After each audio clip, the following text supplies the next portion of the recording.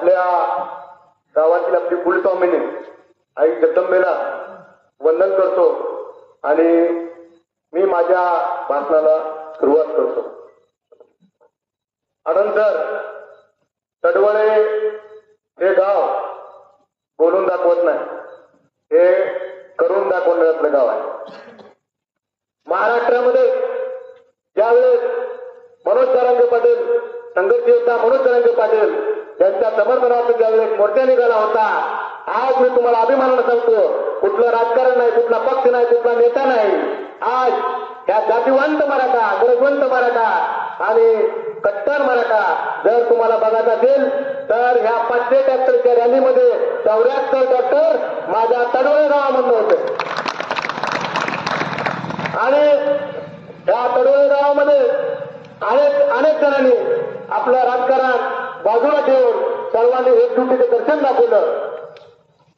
आता आपल्याला दादाचा सांगावा आलेला आहे. त्याच्यानंतर आपलं मराठ्याचं आरक्षण किंवा इथून पुढं कुठलं उपोषण इथून पुढे होणार नाही. आपल्याला 28 तारखेला 28 ऑगस्टला आपल्याला मुंबईकडे जायचं आहे.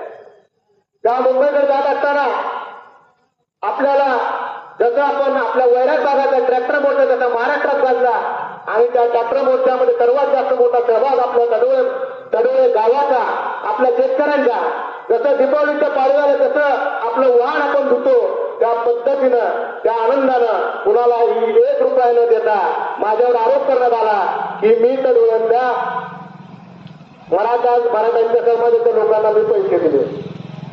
आपल्या जगदंबेची शपथ व्हायचं, आपल्या कुलदेवतेची शपथ व्हायचं, कुणाला 1 रुपया दिला असला तर असे आरोप प्रत्यारोप ज्यावेळेस आपलं आंदोलन देशप्राप्तीकडे जात असतं असे आरोप प्रत्यारोप होत असतात. आज आपल्या ट्रॅक्टर मोर्चाच्या आपल्या आंदोलकावर गुन्हे दाखल झाले. 13 डिसेंबर 2023 ला आपला ट्रॅक्टर मोर्चा निघाला.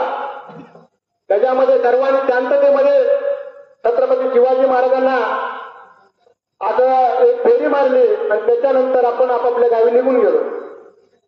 कुणाला कसलाही त्रास नाही, ट्रॅफिकला कसलाही त्रास नाही. परंतु त्यावेळेसच्या सरकारच्या मानसिकतेनं आपल्या 42 आंदोलकावर आपले गुन्हे दाखल